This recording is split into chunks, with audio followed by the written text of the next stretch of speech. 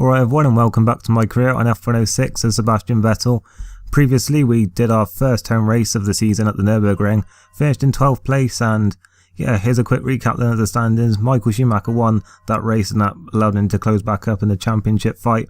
And yeah, Vettel's still down there in 14th place, ahead of both his teammates Elliott in speed.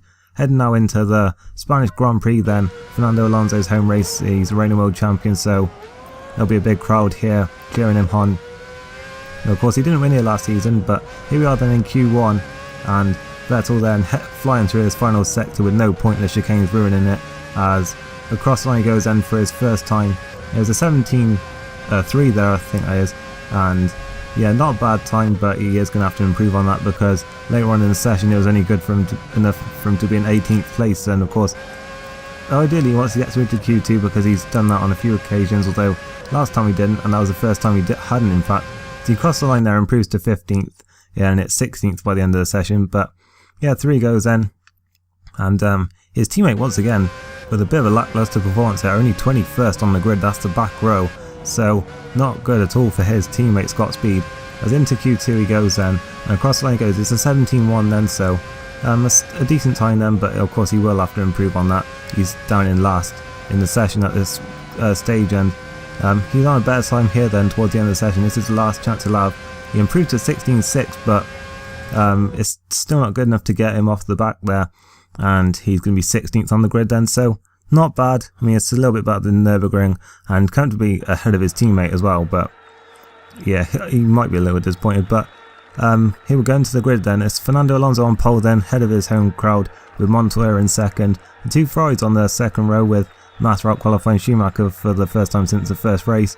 Looking further down, Raikkonen only 6th. He needs to bounce back after that engine failure in Nürburgring. Vettel Career there, only 10th on the grid. His teammates on pole, with Toyota's on row 6 there, and Webber only down in 15th place, with Vettel there in 16th, and Villeneuve beaten by Heidfeld for one of the first times this season, and Sato up there in 20th, and yeah, Ide 22nd, and Speed, as we saw there, not very impressive in 21st place.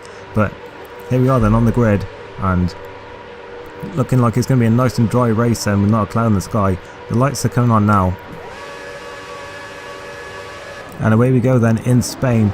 It looks like it's been an alright start once again from Vettel. In fact, he's got a very good second phase, so he had to slow down a bit to not come into the back of that BMW. Sauber, in fact, is ahead now on the run towards turn 1, and he's still on the inside line then, and wheel banging a bit with Heidfeld. He almost lost the back end there, in fact, and he's run out a bit wide, but it looks like he's ahead of Webber then as they go around turn 3. So it's been an alright start then, but as they head into this, well, into the middle sector now then, and he's run a bit wide actually in turn 4, and that's going to allow the Williams back up his inside, and it does indeed, and Villeneuve might have a look as well. But as they head through turn 5 then, it's all getting a bit tight, and it looks like a Renault up ahead has run wide, and that's caused a bit of a concertina effect there as everyone bunches up, and Vettel actually forced out onto the grass a bit by Mark Webber. But it looks like Vettel managed to gain a place around clean as they're all queuing up behind Montero there. Looks like he's had a very good start and was having a look as well. But Vettel's then in 15th place, so a decent start for him. He'll skip now a few laps where Vettel is still trying to just keep up with these guys up ahead, and it was actually Heidfeld now who's in 15th place. But Vettel had a good gap over those behind. He was 4 seconds clear of Villeneuve there in 16th, and he's looking at the other BMW Sauber now of Heidfeld, and he's got a good run through the first few corners. He's going to look running outside in turn 3. There's a bit of wheel banging, and Vettel sliding about quite a bit, but he's through and into 14th place. A brave move there, a bit of an aggressive one. Going to see it again now. You can just see he followed the BMW very well through the corner, and running outside then, a lot of contact. He's drifting around turn 3 there a little bit, but he's up into 14th place, and it's a decent move from him. And yeah, there he goes, and my screen is frozen so I can't see what's going on at the minute, but yeah, there we go.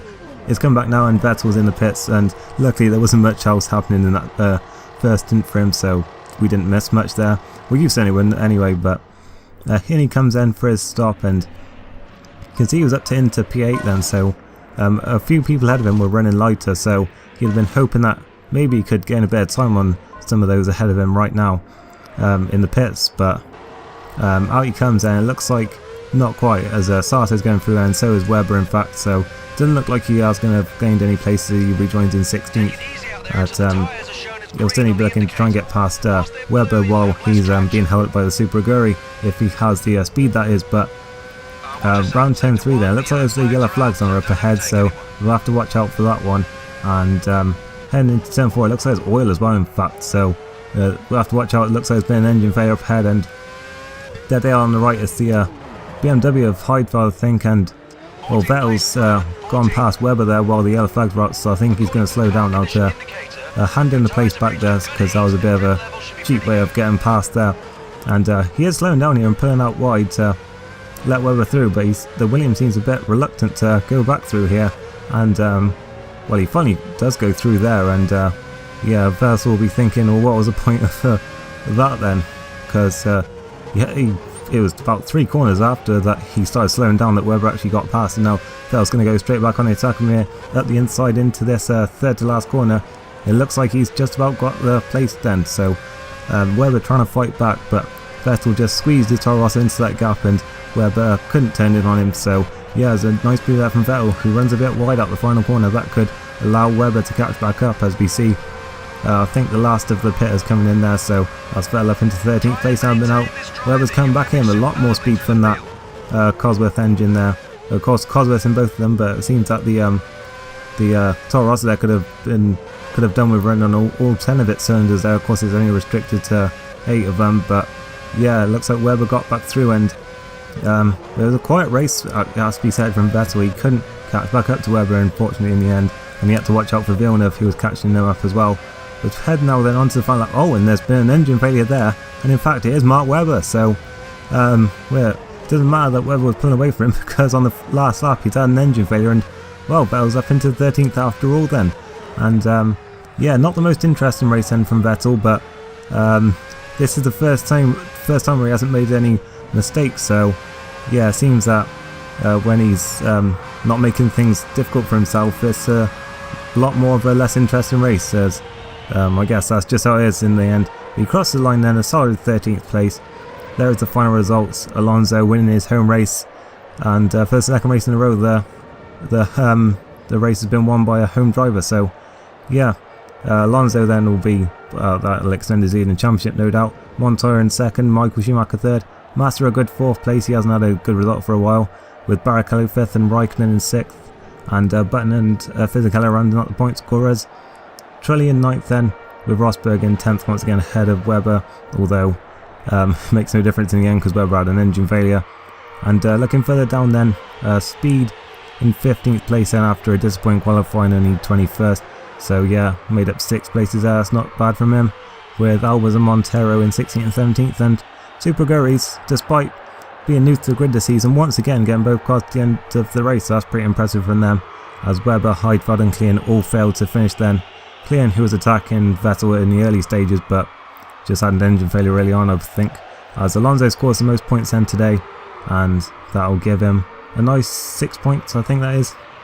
Sorry, my screen's a bit blurry, so I can't really see. It's either 6 or 8 points in the championship lead, a lead in the championship, that is.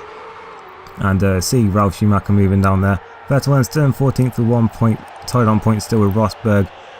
They didn't battle today, but they're still as close as ever.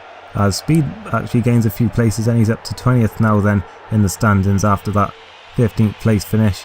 And in the constructors then, well, there's a tie for most points scored today then, and well, that of course means that Renault keep their advantage then, with Ferrari and McLaren still 2nd and 3rd respectively. And yeah, it doesn't look like there was any changes in fact today in the constructors standings, so yeah, not really much to see there then.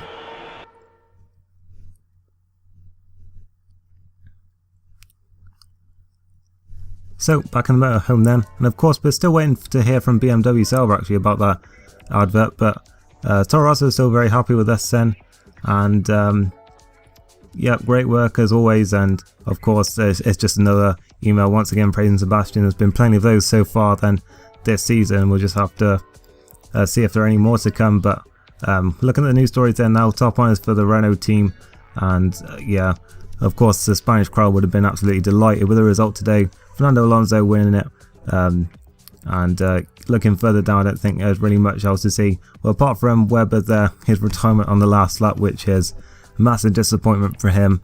We've seen a few retirements actually from the Williams cars so far this season, so maybe a problem there with Cosworth, but certainly none that have affected Vettel so far.